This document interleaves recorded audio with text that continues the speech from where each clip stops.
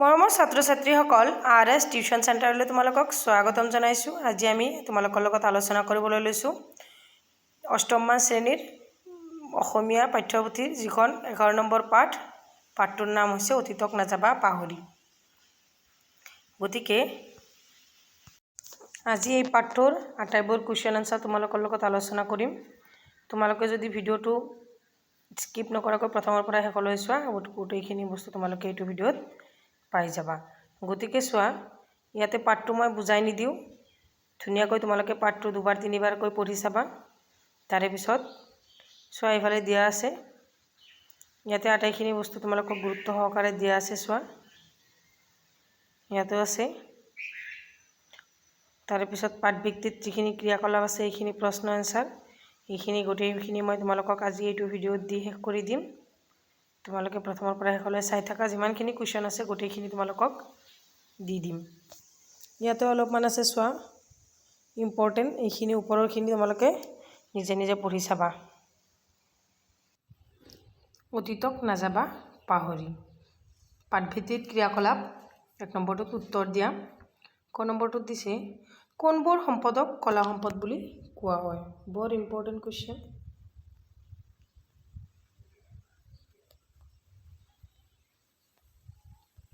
যে অতীতৰ শিল্পকলা, স্থাপত্য, ভাস্কৰ্য, লিপি, মুদ্ৰা, বুৰঞ্জী, প্ৰসিদ্ধ স্থান, দলিল আদি যিবিলাক সম্পদে সেই যুগৰ ঐতিহ্য, বুৰঞ্জী বিজ্ঞান, ধৰ্ম, দৰ্শন আদিৰ সম্ভেদ দিয়ে, তেনে সম্পদবোৰকে কলা সম্পদ বুলি কোৱা হয়। যে কি বুলি কৈছে, যে অতীতৰ কলা যিবিলাক, শিল্পকলা, স্থাপত্য, ভাস্কৰ্য, লিপি, মুদ্ৰা, বুৰঞ্জী, প্ৰসিদ্ধ স্থান, দলিল আদি যিবিলাক সম্পদ সেই যুগৰ ঐতিহ্য, বুৰঞ্জী বিজ্ঞান, ধৰ্ম, দৰ্শন আদিৰ সম্ভেদ দিয়ে, তেনে সম্পদবোৰকে কলা সম্পদ বুলি কোৱা হয়। তাৰে পিছৰ প্ৰশ্নটো চোৱা, অতীতৰ কিহৰ বিষয়ে এই সম্পদবোৰে কয়? আনচাৰত লিখিবা যে অতীতৰ সাংস্কৃতিক ঐতিহ্যৰ বিষয়ে এই সম্পদবোৰে কয়। কোনবিলাক সম্পদক প্ৰত্নতাত্ত্বিক সম্পদ বোলে? লিখিবা যে প্ৰাক ঐতিহাসিক যুগৰে পৰা আৰম্ভ কৰি বৰ্তমান সময়ৰ পৰা 100 বছৰ পুৰণি সকলো সম্পদক প্ৰত্নতাত্ত্বিক সম্পদ বুলি কোৱা হয়। চোৱা, প্ৰত্নতত্ত্ব বুলিলে কি বুজা? পুৰণি কালৰ কলা সম্পদসমূহৰ অধ্যয়নৰ জৰিয়তে আমি কিহৰ বিষয়ে জানিব পাৰোঁ? আনচাৰত লিখিবা যে সময়ে সময়ে খনন কাৰ্যৰ জৰিয়তে বহুতো সম্পদ মাটিৰ তলৰ পৰা উদ্ধাৰ কৰা হৈছে। এই সম্পদসমূহৰ বিজ্ঞানসন্মত অধ্যয়নক প্ৰত্নতত্ত্ব বোলে। তাৰপিছত লিখিবা, পুৰণি কালৰ কলা সম্পদসমূহ অধ্যয়নৰ জৰিয়তে আমি সেই সময়ৰ মানুহৰ জীৱন ধাৰণৰ প্ৰণালী, বসতি স্থান, কলা সংস্কৃতি, ধৰ্ম, দৰ্শন আদিৰ বিষয়ে জানিব পাৰোঁ। তাৰে পিছত লিখিবা 9 নম্বৰটো, যে পুৰণি দ্বাৰকা নগৰৰ অৱশেষ ক'ৰ পৰা উদ্ধাৰ কৰা হৈছিল? আনচাৰত লিখিবা যে পুৰণি দ্বাৰকা নগৰৰ অৱশেষ মাটিৰ তলৰ পৰা উদ্ধাৰ কৰা হৈছিল। সূৰ্য পাহাৰ কোন জিলাত অৱস্থিত? মোষ্ট ইম্পৰ্টেণ্ট কুৱেশ্যন, এইটো এক্সামত আহিব, যে সূৰ্য পাহাৰ গোৱালপাৰা জিলাত অৱস্থিত। মনত ৰাখিবা। তেজপুৰৰ ওচৰৰ বৰাচুবুৰীয়া গাঁৱত কি উদ্ধাৰ কৰা হৈছিল? আনচাৰত লিখিবা যে তেজপুৰৰ ওচৰৰ বৰাচুবুৰী গাঁৱত পোৰামাটিৰ কুঁৱাৰ অৱশেষ উদ্ধাৰ কৰা হৈছিল। 1 নম্বৰ কুৱেশ্যনটো, সূৰ্য পাহাৰৰ খনন কাৰ্যত কি উদ্ধাৰ কৰা হৈছিল? সূৰ্য পাহাৰৰ খনন কাৰ্যত শিলেৰে নিৰ্মিত বৌদ্ধ স্তূপ, জৈন ধৰ্মৰ আতিগুৰু নেমিনাথ আৰু ঋষভনাথৰ ভাস্কৰ্য, শিৱলিংগ, গণেশ আদিৰ মূৰ্তিৰ সমাৱেশ উদ্ধাৰ হৈছিল। 6 নম্বৰটো, গোৱালপাৰা জিলাৰ পাগলা টেকত কি উদ্ধাৰ হৈছিল? Important question. গোৱালপাৰা জিলাৰ পাগলা টেক টেকত জিলাৰ পাগলাটেকত পোৱা পোৰামাটিৰ বৌদ্ধ স্তূপৰ বিৰল ভাস্কৰ্য উদ্ধাৰ কৰা হৈছিল।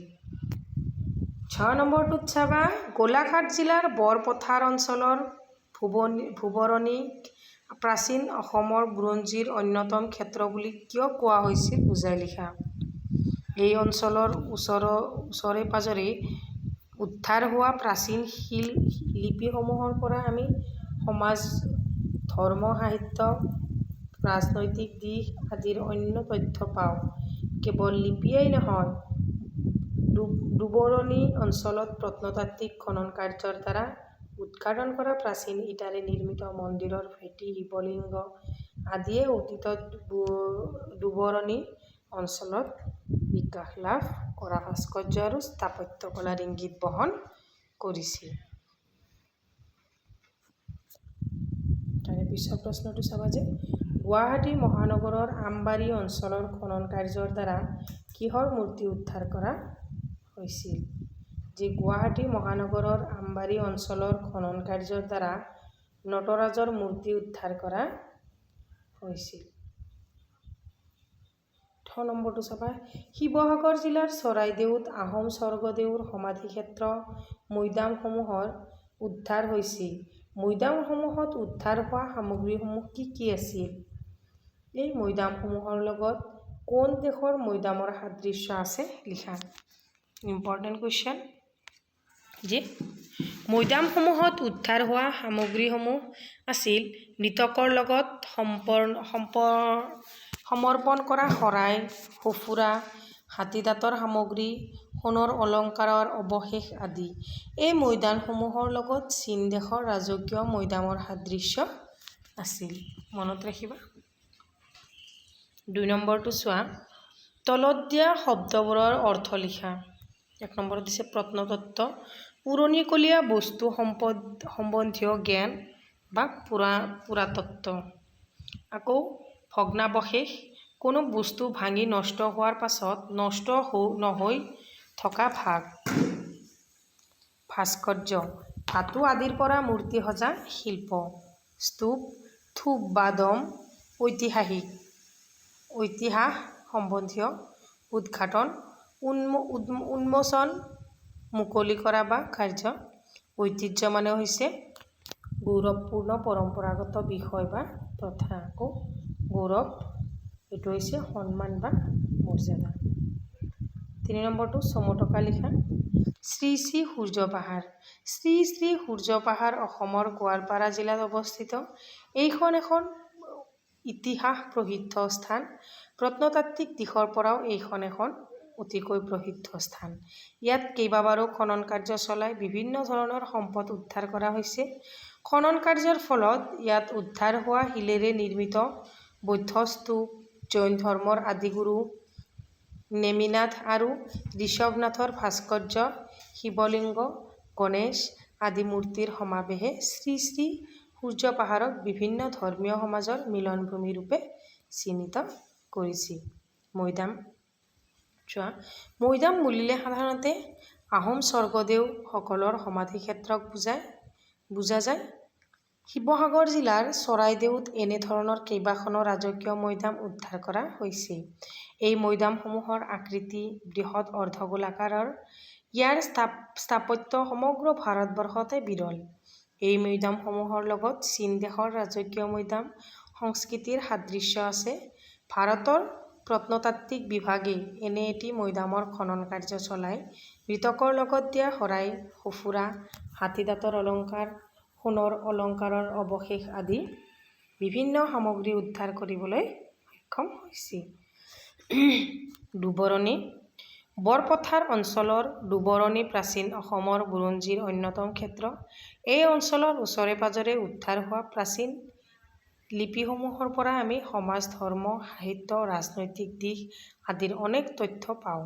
কেৱল লিপিয়েই নহয়, ডুবৰণী অঞ্চলত প্ৰত্নতাত্ত্বিক খনন কাৰ্যৰ দ্বাৰা উদ্ঘাটন কৰা প্ৰাচীন ইটাৰে নিৰ্মিত মন্দিৰৰ ভেটি, শিৱলিংগ আদিয়ে অতীতত ডুবৰণী অঞ্চলত বিকাশ লাভ কৰা ভাস্কৰ্য আৰু স্থাপত্য কলাৰ ইংগিত বহন কৰিছিল। তাৰপিছত নটৰাজ নটৰাজক নৃত্যগুৰু অথবা নৃত্যৰ দেৱতা হিচাপে বিশ্বাস কৰা হয়। শিৱৰ বাহন নন্দীৰ পিঠিত উঠি নৃত্য কৰি থকা অৱস্থাত নটৰাজৰ মূৰ্তি গুৱাহাটীৰ আমবাৰী অঞ্চলৰ পৰা উদ্ধাৰ কৰা হৈছিল। এই মূৰ্তি সমগ্ৰ ভাৰতবৰ্ষতে বিৰল। তাৰপিছত 4 নম্বৰটোত ব্যাখ্যা কৰা আছে। চোৱা, ইম্পৰ্টেণ্ট ব্যাখ্যাবিলাক তোমালোকৰ পৰীক্ষাত আহিব, চাবা। তোমালোকে প্ৰতিটো লেচনৰ পৰাই ব্যাখ্যাবোৰ চাবা। 2-3টা ব্যাখ্যা দিয়া থাকিব, তাৰে পৰা 2টা তুমি লিখিব লাগিব, 4-5টামান দিয়া থাকিব। চোৱা, ইয়াতে দিছে উত্তৰ ভাৰতৰ গংগা নদী উপত্যকা আৰু অসমৰ ব্ৰহ্মপুত্ৰ উপত্যকা একে সময়তে সভ্যতা সংস্কৃতিৰ বিকাশ সাধন হৈছিল। উক্ত কথাফাকি আমাৰ পাঠ্যপুথিৰ অন্তৰ্গত অতীতক নাযাবা পাহৰি নামৰ পাঠটোৰ পৰা তুলি দিয়া হৈছে। গংগা নদীৰ পাৰত গঢ়ি উঠা সভ্যতা আৰু ব্ৰহ্মপুত্ৰ উপত্যকা সভ্যতাৰ মাজত সাদৃশ্য দাঙি ধৰাৰ প্ৰসংগতে উক্ত কথাফাকি ব্যৱহাৰ কৰা হৈছিল। ব্যাখ্যা: অসমৰ বিভিন্ন স্থানত খনন কাৰ্যৰ দ্বাৰা উদ্ধাৰ হোৱা প্ৰত্নতাত্ত্বিক সম্পদসমূহৰ লগত গংগা নদীৰ উপত্যকাত উদ্ধাৰ কৰা বিভিন্ন সামগ্ৰীৰ সামঞ্জস্য দেখিবলৈ পোৱা গৈছে। এই প্ৰত্নতাত্ত্বিক সম্পদসমূহৰ জৰিয়তে এখন ঠাইৰ মানুহৰ জীৱন ধাৰণৰ প্ৰণালী, কলা সংস্কৃতি, ধৰ্ম দৰ্শন ইত্যাদিৰ বিষয়ে জানিব পাৰি। অসমত উদ্ধাৰ হোৱা এনে প্ৰত্নতাত্ত্বিক সম্পদসমূহ অসমৰ সাংস্কৃতিক আৰু সামাজিক ঐতিহ্যৰ ভেটি সুদৃঢ় কৰি তুলিছে। তেজপুৰৰ ওচৰৰ বৰা চুবুৰীয়া গাঁৱত পোৰামাটিৰ কুঁৱাৰ অৱশেষ উদ্ধাৰ হৈছে। তেনে একেধৰণৰ পোৰামাটিৰ কুঁৱাৰ অৱশেষ গংগা নদীৰ প্ৰাচীন প্ৰত্নতাত্ত্বিক স্থানতো পোৱা গৈছে। তাৰে পিছত লিখিবা যে ইয়াৰ দ্বাৰাই প্ৰমাণ হয় যে দুয়োখন ঠাইতে একে সময়তে সভ্যতা সংস্কৃতিৰ বিকাশ সাধন হৈছে। 5 নম্বৰ প্ৰশ্নটো চোৱা, তলৰ শব্দবোৰৰ বিপৰীতাৰ্থক শব্দ পাঠৰ পৰা বিচাৰি উলিওৱা। যে উপস্থিত, অনুপস্থিত সেইবিলাক পৰীক্ষাত আহাটো খাটাং। চিনাকি, অচিনাকি, প্ৰাচীন, নবীন, পৰিকল্পিত, অপৰিকল্পিত, ধ্বংস, সৃষ্টি, নবীন, প্ৰাচীন, দুৰ্বল, শক্তিশালী, বৈসাদৃশ্য আৰু সাদৃশ্য। তাৰে পিছত 6 নম্বৰটোত চোৱা, বাক্য ৰচনা। ভগ্নাৱশেষ। সেই স্থানত এতিয়াও সংগ্ৰহালয়টো ভগ্নাৱশেষে আছে। ইতিহাস। শিৱসাগৰ অসমৰ এখন ইতিহাস প্ৰসিদ্ধ ঠাই।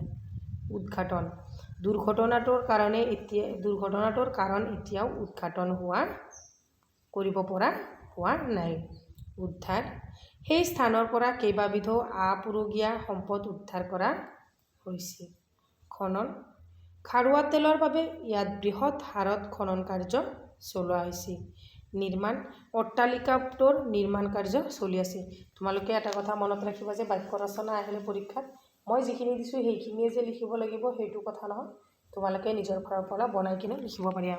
মই এটা আৰ্হি মানে নমুনাহে তোমালোকক দিছোঁ, বুজি পাইছানে? চ' ঐতিহ্য মানে হৈছে, ঐতিহ্যৰ বাক্য ৰচনাটো হ'ব তেজপুৰ এখন ঐতিহ্য চহৰ। আপুৰুগীয়া।